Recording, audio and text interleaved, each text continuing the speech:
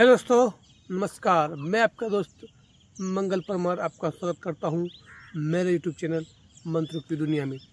जी हाँ दोस्तों, जैसा कि आपको पता है मैं हर रोज़ आपके लिए नई नई जानकारियाँ, गोपनीय मंत्र, नए नए विधि और विधान लेके आता हूं। दोस्तों, आज फिर एक बहुत ही प्राचीन जानकारी मैं आपके लिए लेके आया हूँ जो बेहद ही खास है। दोस्तों, आज मैं आपके लिए वीर बेताल की साधना प्रत्यक्षीकरण लेके आया हूँ। इस साधना के विषय में शायद कुछ भाई जानते हो, कोई ना भी जानता हो।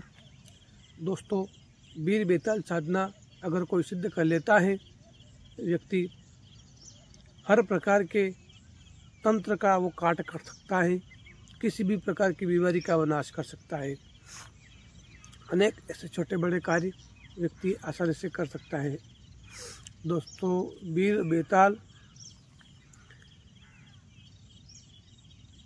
एक प्रेत के रूप में आपको प्रत्यक्ष दर्शन देता है और कोई साधक वीर बेताल को साधता है, सिद्ध करता है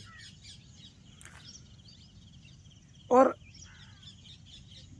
अगर जब उसके दर्शन होते हैं तब व्यक्ति भय ना करते हुए अगर सीधे बात करता है, उसके वचन को मानता है, उसे अपने वचनों को मनाता है, तब साधक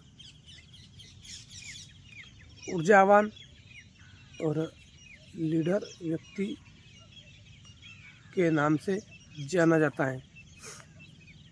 दोस्तों, इस साधना को करने से पहले आपके मन में दृढ़ निश्चय होना अति आवश्यक है, एकाग्रता होनी अति आवश्यकता है और साथ ही साधना को करने वाला व्यक्ति अनुभवी होना चाहिए, गुरु का मार्गदर्शी होना चाहिए, जिससे साधना को करने में उस व्यक्ति को कोई कठिनाई ना हो। साथ ही अगर कोई देवी देवता प्रत्यक्ष रूप से दर्शन देते हैं तब उस साधक को दर्शन सहने की अनुभूति होनी चाहिए। ऐसा नहीं कि कोई देवता प्रत्यक्ष हाजिर हो और व्यक्ति भय की मारी मर जाए या घबरा कर बीमार हो जाए। इसलिए शीतल और सहनी व्यक्ति ही ऐसी उग्र साधना करते हैं। दोस्तों, वीर बेताल के बारे में जानते हैं। जैसे राजा विक्रमादित्य ने बेताल को सिद्ध कर रखा था, उसी प्रकार से आप भी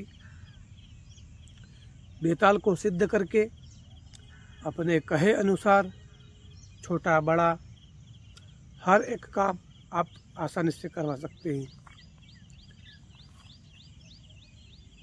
वीर बेताल के बारे में यूट्यूब पर अनेक भाइयों ने आपको अनेक प्रकार से नए नए तरीके से नए नए विधि विधान से उनके गुरु के मार्गदर्शन अनुसार आपको साधनाओं के विषय में जानकारी दी होगी, लेकिन ये विधि भी आपको एक प्रत्यक्ष दर्शन करा सकती है। दोस्तों,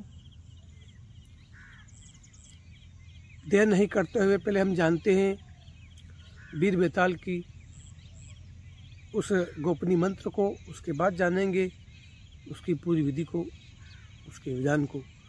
मंत्र कुछ इस प्रकार से।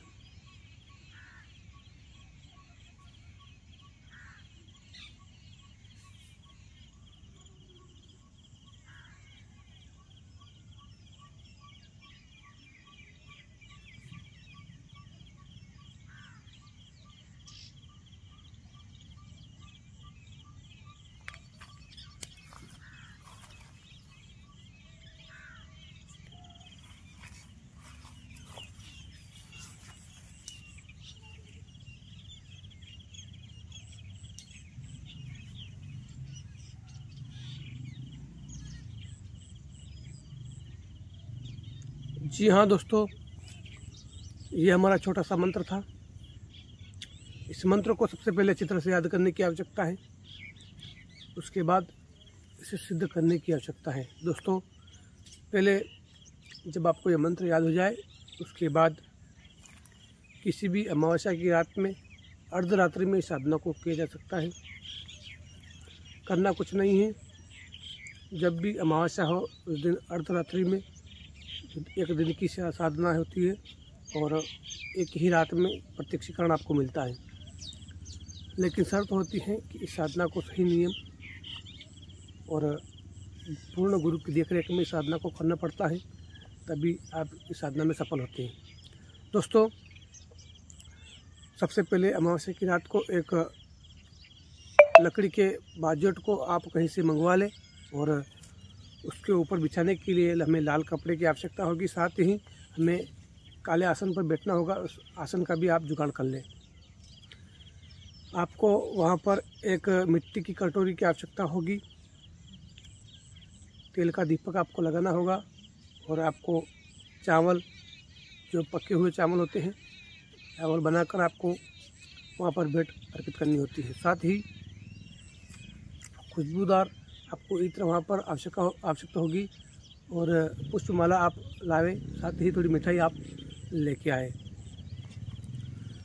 रुद्राक्ष की माला आपको जाप के लिए वहाँ पर ज़रूरी है, वो आप लाएं। अब दोस्तों, अमावस्या को अर्धरात्रि में किसी भी शमशान घाट में या फिर किसी भी पीपल के नीचे, वड़ के नीचे, नदी के किनारे ऐसी उत्तम व्यवस्था आप देख लें जहाँ पर आपको कोई डिस्टर्ब ना करे। अब दोस्तों, सबसे पहले हमें वहाँ पर जो आप लोहे या लकड़ी का जो पट्टियाँ लेके गए थे उसको वहाँ पर लगावे और उसके ऊपर लाल कपड़ा आप बिछा दें, अगरबत्ती आप वहाँ पर जला दें और दीपक आपको घी का करना रहेगा। इसका विशेष ध्यान रखें। जो मिट्टी की बनी हुई बर्तन की जो कटोरी होती है, मिट्टी की बनाकर आपको लाना है, उसके अंदर चावल पकाकर हमें वहाँ पर भोग लगाना है। इत्र सुगंधित आपको वहाँ पर लगाना है चारों तरफ और पूजा स्थल पर भी आपको वहाँ पर इत्र थोड़ा छिटक देना है। अगरबत्ती जलाना है, दीपक जलाना है, माला लाया है तो माला अर्पित करना है, साथ ही मिठाई लाए हो तो मिठाई वहाँ पर चढ़ाना है। सारी सामग्री चढ़ाने के बाद उत्तर दिशा की ओर मुँह करके पहले हमें गुरु मंत्र का जाप करना है, गणेश मंत्र का जाप करना है, सरस्वती देवी का हमें जाप करना है, ग्राम देवताओं का हमें आह्वान करना है, हमारे जो पितृदेव होते हैं हमें उनका भी ध्यान करना है और शरीर सुरक्षा घेरे का मंत्र जाप करना है, चारों दिशाओं का वंदन करना है, आसन जाप करना है, माला जाप करना है। सारी सामग्री को करने के बाद इस मंत्र का हमें वहाँ पर जाप करना रहता है। इस मंत्र का हमें वहाँ पर 5 माला अर्धरात्रि में उत्तर दिशा की ओर मुँह करके जाप करना रहता है। उच्च स्वर में बिना डरे सहने, बिना किसी त्रुटि के इस मंत्र का 5 माला आप वहाँ पर अवश्य जाप करें। 5 माला जैसे समाप्त होती है, इसके भीतर ही आपको अनेक प्रकार की ऐसी जो चीज़ें हैं महसूस होने लगेगी और धीरे धीरे शक्ति आपकी ओर बढ़ना प्रारंभ कर देगी और अंत में शक्ति जोर जोर से आवाज़ लगाएगी। आप जब तक 5 माला जाप नहीं कर लेते, आप ना तो उस आसन से हटे और ना ही बीच में रुके। आपको निरंतर जाप करते रहना है और मन ही मन हमें बेताल का आह्वान करता रहना है। इस प्रकार से 5 माला जाप होने के बाद आप उससे बात करें। आपके बुद्धि के अनुसार, आपके मन के अनुसार, आपकी विचारधाराओं के अनुसार प्रश्न, उत्तर और वचन आदि ले। आप उसे किस समय बुलाना चाहते हैं, किस रूप में बुलाना चाहते हैं, क्या क्या काम कराना चाहते हैं आदि उससे वचन में ले लें। वचन होने के बाद उसे जो मिठाई के पेड़े अर्पित करें और जो आपने कटोरी में भरकर आपने चावल रखे हैं वह उसे अर्पित करें। उस प्रकार से उसी दिन से बेताल आपके हर बात को मानने के लिए राजी हो जाता है और जब भी आप उसे इसी विधि अनुसार बुलाते हैं प्रत्यक्ष हाजिर होकर आपका सर्व काम करता है। छोटी सी जानकारी थी दोस्तों, गुप्त जानकारी थी, शायद आपको अच्छी लग जाए तो वीडियो को लाइक करके जाए और शेयर भी कर दे। साथ ही हमारे चैनल मंत्रों की दुनिया को सब्सक्राइब भी कर ले। मिलते हैं दोस्तों किसी अगले वीडियो में। Bye bye, take care.